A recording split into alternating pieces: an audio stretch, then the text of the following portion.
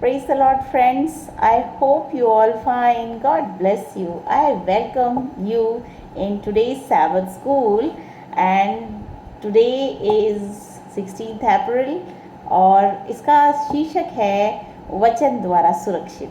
तो प्रभु यीशु मसीह हमें उसके वचन के द्वारा सुरक्षित रखते हैं। प्रभु यीशु मसीह का वचन जो हमें दिया गया है वो हमारी रक्षा करता है, वो हमें पवित्र करता है और वो हमें जो है बहुत ही महान बनाता है। तो प्रभु यीशु मसीह सत्य हैं, उनका वचन सत्य है।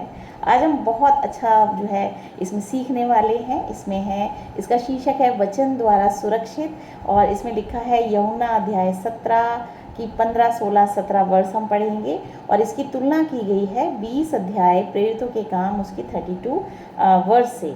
इसमें शैतान के धोखे से सुरक्षा के संबंध में यीशु और प्रेरित पौलुस हमें क्या अंतर्दृष्टि देते हैं। यहाँ पे मैं पढ़ना चाहूँगी ये जो वर्सेस हैं। इसमें लिखा है यूहन्ना अध्याय 17 उसकी 15वीं वर्ष बताती है, मैं यह विनती नहीं करता कि तू उन्हें जगत से उठा ले, परंतु यह कि तू उन्हें इस दुष्ट से बचाए रख। यहाँ पे प्रभु यीशु मसीह सभी विश्वासियों के लिए जो है प्रार्थना कर रहे हैं। 16वीं वर्ष बताती है, जैसे मैं संसार का नहीं वैसे ही वे भी संसार के नहीं, सत्य के द्वारा उन्हें पवित्र कर, तेरा वचन सत्य है। और प्रेरितों के काम अध्याय 20 उसकी 32 वर्ष बताती है, और अब मैं तुम्हें परमेश्वर को और उसके अनुग्रह के वचन को सौंप देता हूँ जो तुम्हारी उन्नति कर सकता है और सब पवित्र किए गए लोगों में साझी करके मिरास दे सकता है। यहाँ पे शैतान के धोखे से सुरक्षा के संबंध में यीशु और प्रेरित पौलुस हमें ये अंतर्दृष्टि दे रहे हैं कि जो परमेश्वर का जो वचन है वो ही हमारी उन्नति कर सकता है और वही हमें जो है शैतान के हर एक प्रहार से बचा सकता है। बाइबल परमेश्वर की इच्छा का अचूक प्रकाशन है। यह मानवता के उद्धार के लिए स्वर्ग की योजना प्रस्तुत करता है। चूँकि संपूर्ण पवित्र शास्त्र परमेश्वर की प्रेरणा से रचा गया है और उपदेश और समझाने और सुधारने और धार्मिकता की शिक्षा के लिए लाभदायक है। ये लिखा गया है 2 तीमुथियुस और उसकी 3 अध्याय और उसका 16वीं वर्ष ये बताती है, अर्थात जो संपूर्ण पवित्र शास्त्र है परमेश्वर द्वारा प्रेरित है, केवल कुछ भाग नहीं। The whole Bible is the word of God. और जो है कुछ भाग दूसरे से अधिक नहीं, मतलब कुछ ऐसा कुछ रेफरेंशियल नहीं है कि सिर्फ यही इम्पोर्टेंट है। परमेश्वर का वचन पूरा जो बाइबल है वो पूरी ही इम्पोर्टेंट है। परमेश्वर संपूर्ण बाइबल को परमेश्वर के वचन के रूप में स्वीकार किया जाना चाहिए, अन्यथा धोखे के लिए दरवाज़ा खुला है। अगर हम नए नियम पे विश्वास करते हैं और पुराने नियम पे विश्वास नहीं करते हैं तो ये जो है शैतान के धोखे को आमंत्रित करता है। इसीलिए प्रेरित पौलुस कहते हैं कि संपूर्ण बाइबल ही परमेश्वर का वचन है, तो इसे हमें जो है पूरी तरीके से पूरे वचन को मानना चाहिए। कहते हैं कि आधा जो सच होता है वो खतरनाक होता है, तो हमें पूरे सच को जानने की ज़रूरत है। हम पुराना नियम और नया नियम दोनों ही जो है दोनों नियम को हम पढ़ें और हृदय में ग्रहण करें, उसको फॉलो करें, उसे उसके अनुसार अपनी ज़िंदगी को जिएं, तो परमेश्वर हमें हर एक धोखे से बचाते हैं। इसीलिए आज का जो शीर्षक है वो कहता है वचन द्वारा सुरक्षित। हम सिर्फ परमेश्वर के वचन के द्वारा ही शैतान के हर एक धोखे से बच सकते हैं, अन्यथा ये जो संसार है वो बहुत ही धोखों से भरा हुआ है। लोग हैं और बहुत तरह तरह की शिक्षाएं यहाँ पे दी जाती हैं, लेकिन सिर्फ जो है परमेश्वर का वचन ही आपको हर एक धोखे से बचा सकता है। बाइबल बड़े विवाद के आलोक में स्पष्ट रूप से परमेश्वर के अनंत प्रेम को प्रकट करती है। यह शैतानी भ्रम को भी उजागर करता है और उसके धोखे को भी उजागर करता है। शैतान परमेश्वर के वचन से नफरत करता है और उसने सदियों से उसके प्रभाव को नष्ट करने के लिए हर संभव प्रयास किया है। और हम जानते हैं जो शैतान है वो परमेश्वर के वचन से जो है बहुत नफरत करता है। और आप अगर मत्ती की किताब में जाते हैं अध्याय 4 में प्रभु यीशु मसीह ने इसी वचन के द्वारा जो है शैतान का जो है सामना किया था और शैतान की हर एक जो भरमाहट थी उसको जो है हराया था सिर्फ इस वचन के द्वारा। आखिरकार बाइबल के बिना हम उद्धार की योजना के बारे में क्या जान पाएंगे। हम यीशु के जन्म, जीवन, शिक्षाओं और सेवकाई के बारे में कितना समझ पाएंगे। पवित्र शास्त्र के बिना क्या हम मसीह के बलिदान की गहराई, उसके पुनरुत्थान की महिमा, उसकी हिमायत की शक्ति और उसकी वापसी की महिमा को समझना शुरू कर पाएंगे? बिल्कुल भी नहीं। हम परमेश्वर के वचन को बिना पढ़े हम प्रभु यीशु मसीह को नहीं समझ सकते। ये सभी महत्वपूर्ण सत्य परमेश्वर के वचन में प्रकट, सिखाए और जोर दिए गए हैं। सिर्फ और सिर्फ यही समस्त पवित्र सच्चाई को समझने के लिए अंतिम और अचूक मानक होना चाहिए।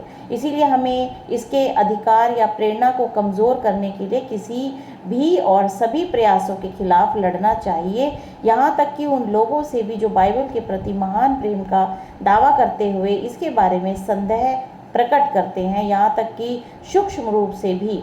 दुख की बात है, विशेष रूप से आधुनिक सोच के अतिक्रमण के माध्यम से कई धर्मशास्त्री और मसीही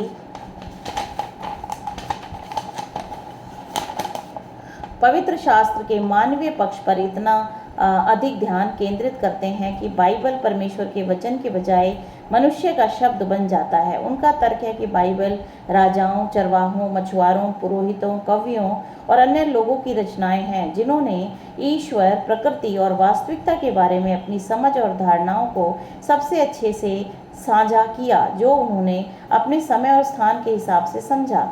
सचमुच क्या ऐसा है? बिल्कुल। यदि यह सत्य होता, नहीं, ये सत्य नहीं है, क्योंकि ये तो परमेश्वर की प्रेरणा से रचा गया जो है पवित्र शास्त्र है। यदि यह सत्य होता तो हमें आज 21वीं सदी में रहते हुए वास्तव में इस बात की परवाह क्यों करनी चाहिए कि ये लोग क्या सोचते हैं, और उन्होंने जो सोचा उसे अनंत काल की हमारी आशा का आधार तो बिल्कुल भी नहीं बनाना चाहिए। लोगों की बातों को हमें जो है नहीं सुनना चाहिए, क्योंकि वो अगर हमें गलत रास्ते पे लेके जाती हैं तो हमें उन बातों को नहीं सुनना चाहिए।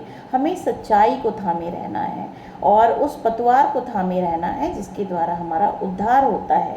हमें ऐसा कदापि नहीं करना चाहिए कि हमें लोगों की बातों पे विशेष ध्यान देना चाहिए। हमें परमेश्वर के वचन को ही मानना चाहिए, जो हमें एक पवित्र जन बना सकता है। कुछ वर्सेस और मैं पढ़ूंगी। भजन 119 अध्याय और 105, 116 और 130, 133 और 160 ये भी जो है परमेश्वर के पवित्र वचन के बारे में बात करते हैं। ये सभी वर्सेस उद्धार की योजना में परमेश्वर के वचन के महत्व के बारे में भजनकार हमें क्या अंतर्दृष्टि देता है। बिल्कुल, उद्धार की योजना जो है वो दी गई है बाइबल में। अगर कोई व्यक्ति उद्धार प्राप्त करना चाहता है तो वो परमेश्वर के अनुसार अपने जीवन को ढाले, परमेश्वर के वचन को पढ़े और उसमें बढ़े, तो वो एक सिद्ध जन बन सकता है। भजन संहिता 119 की 105 में लिखा है, तेरा वचन मेरे पाँव के लिए दीपक और मेरे मार्ग के लिए उजाला है। जिस तरह से अगर हम अंधेरे में चलते हैं तो गिर जाते हैं, लेकिन अगर हम उजाले में हैं तो हम पाप में नहीं गिर सकते। और इसी तरह से ये वचन जो है वो एक रोशनी है जो हमें इंस्ट्रक्शन देता है, जो हमें शिक्षित करता है, जो हमें शिक्षा देता है कि हमें ज़िंदगी को कैसे जीना चाहिए, और वो हमारे ज़िंदगी के लिए रोशनी है। It is the light of our path of our life. So we must follow the word of God. और 116 इसकी वर्स जो है बताती है, हे यहोवा, अपने वचन के अनुसार मुझे संभाल कि मैं जीवित रहूं और मेरी आशा को ना तोड़। तेरी बातों के खुलने से प्रकाश होता है, उससे भोले लोग समझ प्राप्त करते हैं। जब हम बाइबल पढ़ते हैं तो हमें हमारे सामने जो है प्रकाश जो है जब आता है तो जो भोले लोग हैं वो बुद्धिमान हो जाते हैं। परमेश्वर का वचन एक बुद्धि देने वाली एक सोर्स है, एक सोता है। जब आप इसे पढ़ेंगे तो आप देखेंगे कि आप बुद्धिमान होते चले जा रहे हैं। 119 का 133 वर्ष बताती है, मेरे पैरों को अपने वचन के मार्ग पर स्थिर कर और किसी अनर्थ बात को मुझ पर प्रभुता ना करने दे। ये भी परमेश्वर ही कर सकते हैं। जब हम प्रार्थना करते हैं कि परमेश्वर मेरे पाँवों को स्थिर कर कि जो है मैं आपके वचन को मानता रहूं, तो परमेश्वर हमें अगुवाई करते हैं पवित्र आत्मा से। और 119 का 160 वर्ष बताता है, तेरा सारा वचन सत्य ही है और तेरा एक एक धर्म में नियम सदा काल तक अटल है। बिल्कुल, जी हाँ, मैं बताना चाहूँगी कि जो परमेश्वर का वचन बताता है वही सत्य है और वही जो है अनंत काल तक स्थिर किया गया है, अटल है। एक अटल वाचाएं इसमें जो बांधी गई हैं वो पूरी होने पे हैं। प्रभु यीशु मसीह का आना नज़दीक है और हम जागते रहें, स्थिर रहें, तैयार रहें और हम जो है परमेश्वर के वचन में हम बढ़ें, क्योंकि वो सच्चाई है, वो ही हमें जो है उद्धार प्रदान करते हैं। तो प्रभु यीशु मसीह की आशीषें आप सभी के साथ बनी रहें। प्रभु की कृपा और दया दृष्टि हमेशा आप सभी के साथ बनी रहे। आमीन।